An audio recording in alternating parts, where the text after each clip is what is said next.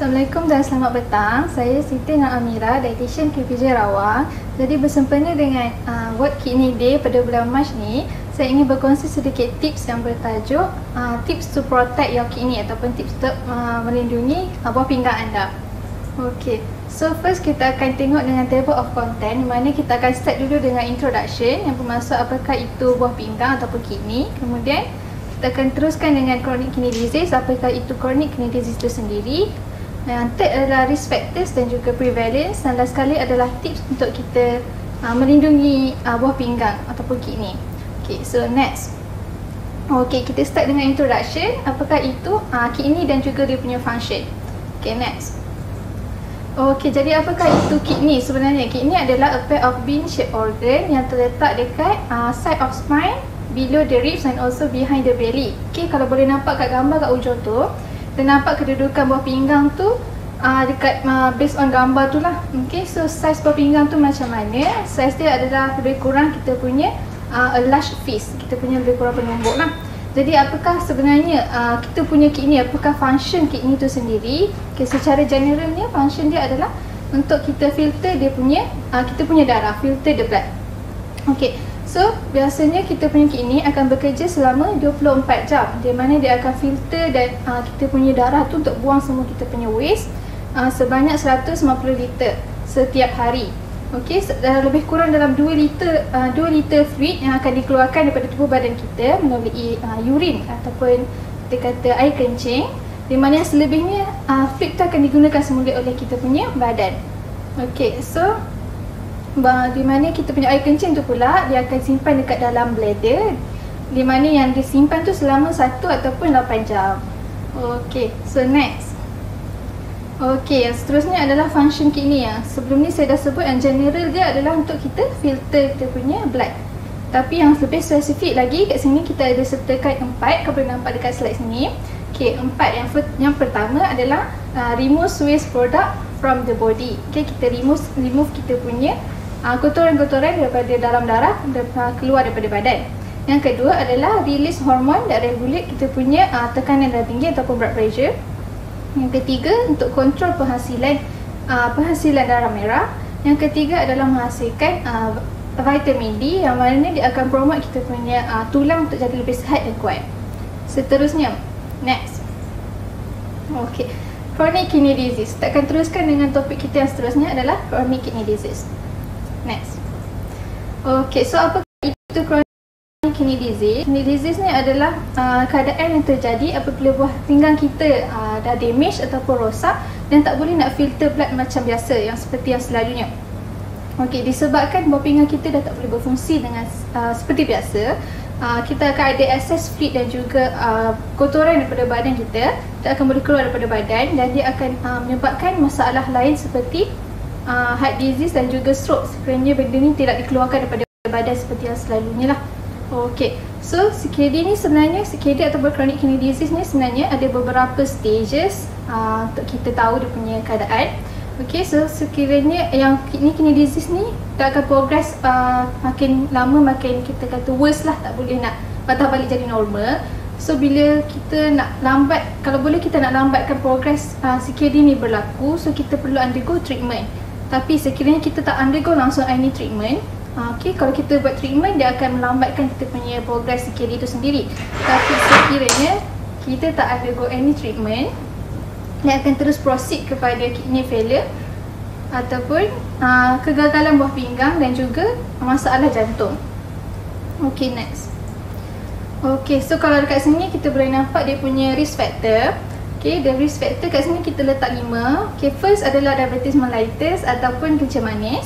Yang kedua adalah high blood pressure ataupun tekanan darah tinggi. Yang ketiga obesity. Yang keempat family history ataupun sejarah keluarga. Dan yang kelima adalah age ataupun umur. Next. Okey, jadi macam yang boleh nampak kat sini, macam mana kita kata darah tinggi dan juga diabetes tu sendiri boleh menyebabkan kegagalan buah pinggang.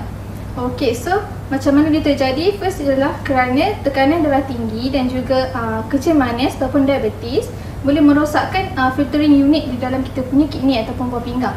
So bila filtering unit ni dah rosak, buah pinggang kita tak boleh bekerja seperti biasa. So dia tak boleh nak filter kita punya waste product dan juga excess fluid daripada kita punya badan. So macam mana yang extra fluid yang kita ada tu tidak boleh keluar, dia akan berkumpul dalam kita punya badan. So bila dia berkumpul, dia akan automatik menaikkan kita punya tekanan darah tinggi. So bila benda ni terjadi, cycle ni akan berterusan dan makin lama merosakkan kita punya buah pinggang. Okay, next. Okay, seterusnya adalah obesity dan juga CKD. So macam saya sebut tadi, obesity ni adalah salah satu faktor yang menyebabkan yang akan menyebabkan kita dapat buah pinggang, masalah buah pinggang. So macam mana obesity ni sendiri menyebabkan masalah buah pinggang ni terjadi?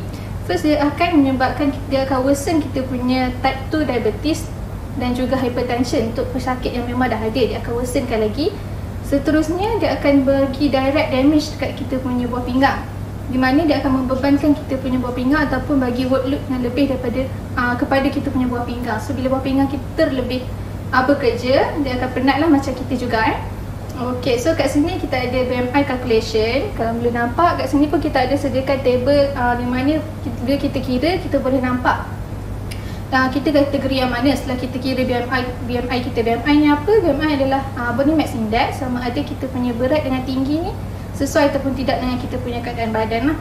Okay, so bila dah kira, cara kira dia adalah kita ambil kita punya weight ataupun berat dalam kg bahagi dengan kita punya tinggi kali tinggi dalam meter. So bila kita dah dapat result tu, dah try check dekat kita punya table kat sini, kat kategori yang mana lah. Okay, seterusnya, next. Okay, so next adalah kita punya complication daripada kita punya masalah buah pinggang tu tadi. So kalau kita ada masalah buah pinggang, apa yang akan terjadi kepada kita? Okay, first kita akan senang untuk dapatkan penyakit heart disease, masalah jantung. Yang kedua adalah anemia ataupun kita panggil kekurangan darah merah. Yang ketiga, gout. Yang keempat adalah masalah tulang, bone disease. Yang kelima adalah edema ataupun fluid accumulation dekat salah satu kita punya organ badan lah. Okay, next. Okay, next adalah prognosis of chronic kidney disease. Kalau kita boleh nampak dekat sini, okay, apa yang akan terjadi sekiranya kita kata buah pinggang tu makin lama dah tak boleh nak bekerja seperti biasa. Dia akan ada masa yang dia tak boleh nak bekerja lah, maksudnya stop working macam tu. Dia akan menyebabkan kita still memerlukan buah pinggang, maksudnya kita still memerlukan benda ataupun organ untuk kita buang kita punya waste product ataupun kita punya excess fluid tu. Okay, so apa yang patut kita buat adalah kita akan undergo dialysis ataupun kidney transplant. Okay, bila kita dah ada dekat situation yang kita gunakan dialysis dan juga kidney transplant ni, kita akan namakan dia sebagai end stage renal disease. Okay, end stage renal disease maksudnya organ kita dah tak boleh nak bekerja seperti biasa dan kita memerlukan benda luar untuk membantu kita. Okay, so kat sini apa maksud dialysis tu sendiri? Dialysis adalah prosedur untuk kita remove waste product dan juga excess fluid daripada kita punya tubuh badan dengan menggunakan mesin. Kita filter darah tu dekat mesin tu untuk kita buang semua kita punya excess product dan juga excess fluid tadi. Okay, so jadi apa kesan dia sekiranya kita undergo dialysis tu sendiri? Okay, kat sini ada 4. First adalah risk of infection. Kita mudah sangat untuk dapat cakitan kuman. Yang kedua adalah costly, kita memerlukan duit yang banyak untuk kita undergo dialysis itu sendiri. Yang ketiga adalah time consuming. Time consuming sebab apa? Sebab dialysis ni memerlukan lebih kurang dalam 4 jam untuk kita filter kita punya blood sahaja. So kita ambil masa sebenarnya untuk cuci kita punya darah tu sahaja dalam masa 1 hari tu. Yang keempat adalah diet restriction. So bila kita undergo dialysis, bila kita salah satu organ kita dah tak berfungsi, of course kita kena restrict kita punya pemakanan untuk elakkan kita kata waste product yang berlebihan lah. Okay, next. Okay, kalau dekat sini kita boleh nampak prevalence of chronic kidney disease dekat Malaysia. Okay, so dekat Malaysia kita boleh nampak daripada ada satu study yang menunjukkan daripada 2011 kita punya prevalence dia, kita punya percentage dia hanyalah 9%. Kemudian kita study, kita akan nampak dalam 2018 dia punya prevalence tu dah makin naik. Maksudnya daripada 9% rakyat Malaysia yang diagnose dengan penyakit buah pinggang, sekarang dalam 2018 dia terus naik ke 15%. Okay, maksudnya kat sini kita boleh nampak yang trend dia makin lama makin naik lah. Okay, next.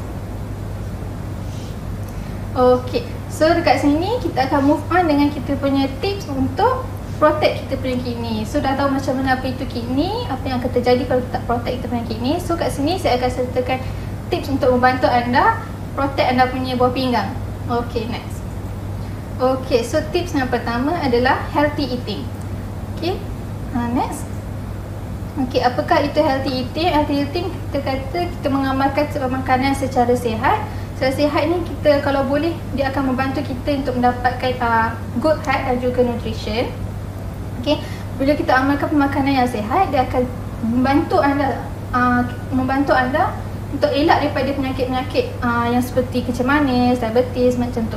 Kecil manis, tekanan darah tinggi ataupun buah pinggang lah.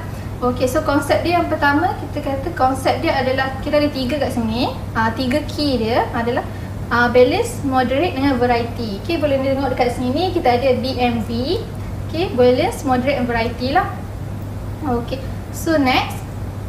So macam mana kita nak apply balance, moderate and variety tu? Okey, kalau nampak kat slide saya ni, kita ada food pyramid. Okey, food pyramid ni yang tahun 2020, di mana dia tunjuk anda kedudukan makanan mana yang perlu anda ambil dengan kita kata kuantiti yang sepatutnya lah.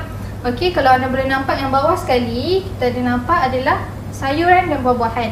So yang paling bawah ni adalah grup makanan yang perlu anda ambil, kita kata kalau boleh nak banyak lah dari grup pemakanan yang ni, yang paling bawah. Next, kita proceed dengan second punya level adalah karbohidrat. Maksudnya karbohidrat macam mana, kita punya nasi, mi, roti macam tu. Okay, selepas sayur, karbohidrat, yang ketiga adalah kita punya protein. Okay, sumber protein seperti ayam, ikan. Okay, kita panggil mostly macam lauk-lauk kita lah. Okay, yang last sekali yang keempat ataupun yang paling atas, yang boleh nampak dia punya level tu kecil lah yang tu adalah kita punya lemak, pengambilan lemak. Okay, next. So kita akan cerita detail sikit apa itu karbohidrat. Okay, karbohidrat ni yang macam saya cakap tadi, dia kategori yang macam kita kata berkanji, macam nasi, mi, roti, potato. Okay, benda ni kita kena ambil dalam kita punya makanan seharian kita. So kenapa benda ni, karbohidrat ni penting? Kenapa kita kena ambil juga karbohidrat ni? Sebab dia akan membantu untuk tukarkan badan kita, membantu makanan ni akan tukar kepada gula, glukos ataupun gula, yang mana bila masuk dalam badan kita, dia akan tukar menjadi tenaga. So tenaga ni akan digunakan untuk support kita punya body function dan juga physical activity. So sebanyak mana yang patut kita makan karbohidrat ni? Okay, kita recommend untuk ambil karbohidrat ni dalam 50 ke 55% daripada total kita punya energi pengambilan tenaga seharian. Ataupun kita kata ambil sebanyak 4 ataupun 8 serving atau hidangan satu hari. Okay, next. Okay, seterusnya adalah kita punya protein. Okay, kalau protein ni macam saya mention juga tadi, protein ni macam mana? Protein ni contohnya macam daging, ayam, ikan, telur. Okay, makanan yang macam saya tunjuk contoh kat situ lah. Okay, macam kenapa protein ni penting? Dia akan membantu kita untuk maintain kita punya bone, masa dan juga skin. So berapa banyak yang kita recommend untuk ambil adalah 20% daripada kita punya pengambilan seharian. Okay, next. Seterusnya adalah kita punya fat.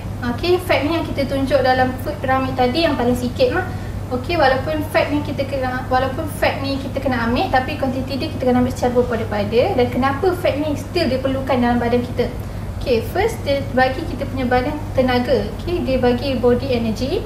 Kemudian support cell growth.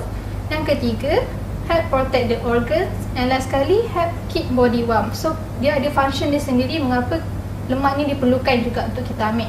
So berapa banyak yang kita sarankan ambil adalah sebanyak 30%. Kalau boleh nak kurang daripada 30% lah.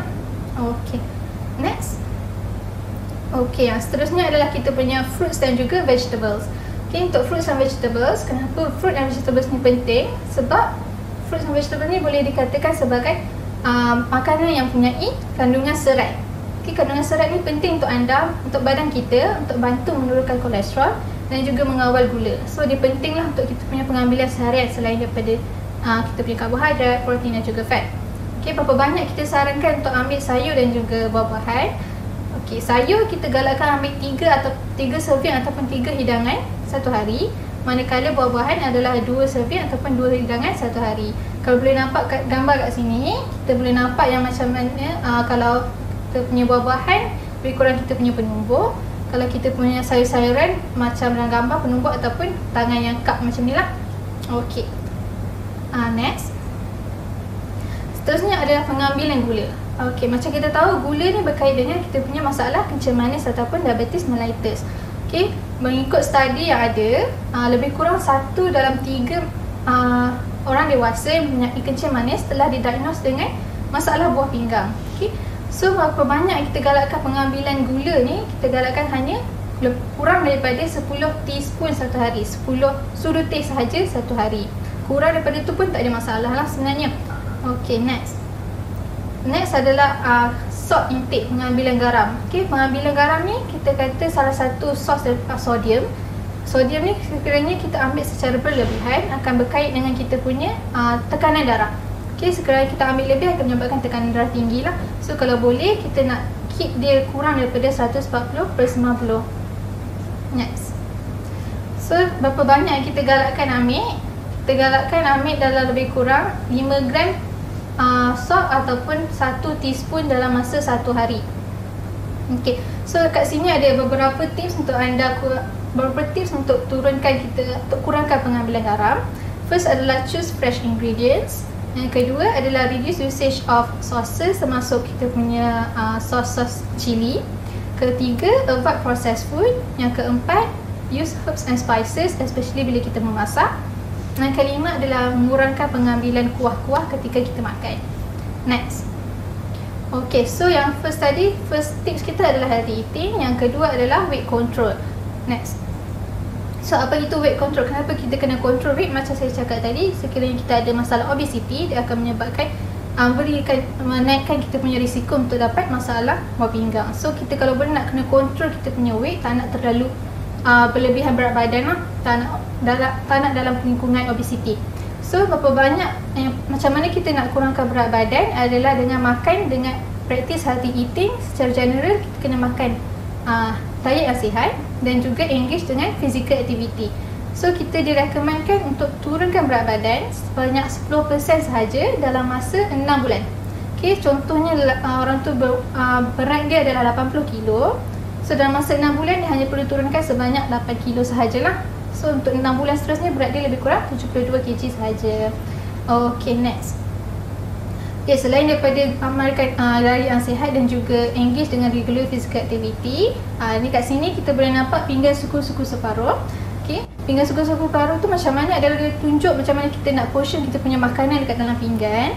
So boleh nampak sini suku dia adalah karbohidrat, suku lagi kita punya protein, dan separuh adalah kita punya sayur-sayuran dan juga buah-buahan. Okay, senang kalau nak tengok dekat sini ada gambar dia punya tapak tangan kan. So kita boleh kira boleh estimate kita punya portion melalui tapak tangan ni juga based on gambar ni lah.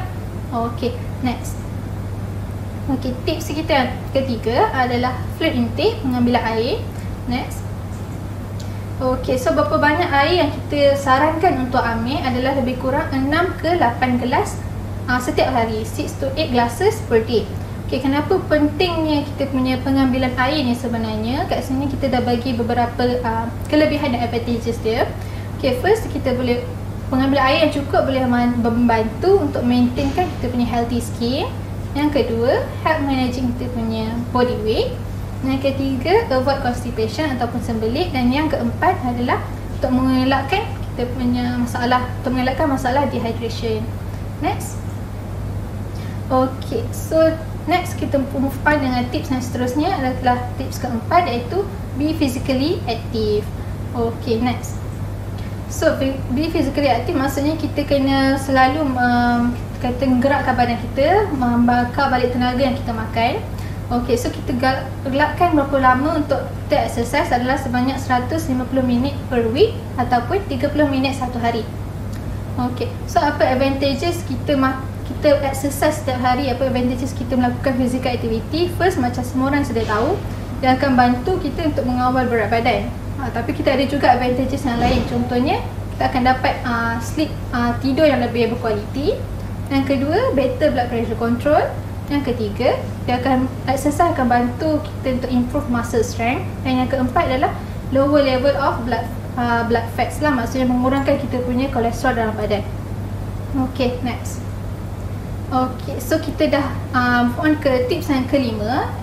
So tips kelima adalah smoking cessation. Okay, next. So apa kaitan smoking dengan kita punya masalah buah pinggang? Selalunya orang sebut smoking ni berkaitan dengan kita punya jantung lah kan. Tapi sebenarnya smoking ni berkait juga dengan kita punya risiko untuk mendapatkan masalah buah pinggang ni sendiri. So smoking ni boleh efek kita punya medication yang membantu merawat tekanan darah tinggi.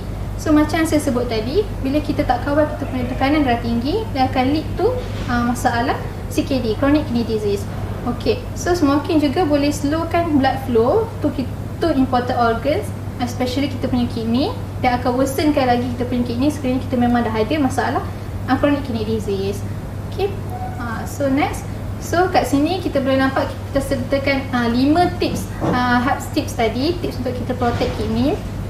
Okay, yang first adalah healthy eating, yang kedua kita punya weight control, yang ketiga adalah be physically active, yang keempat fluid intake, dan kelima adalah kita punya smoking cessation. So in conclusion, chronic kidney disease has become one of the leading public health issue in Malaysia, yang mana dia punya prevalence dah makin naik, dan tetapi orang kurang kesedaran mengenai masalah ni. Next is that nutrition is a key to manage kidney disease and your overall health. So kita digalakkan untuk consume food secara bersederhana, untuk mengelakkan pengambilan secara berlebihan di mana dia akan menyebabkan masalah kesihatan. And lastly adalah untuk maintain pemakanan healthy lifestyle, di mana dia include kita punya healthy eating dan juga engage dengan regular physical activity. So sampai sini sahaja. Sekian, terima kasih.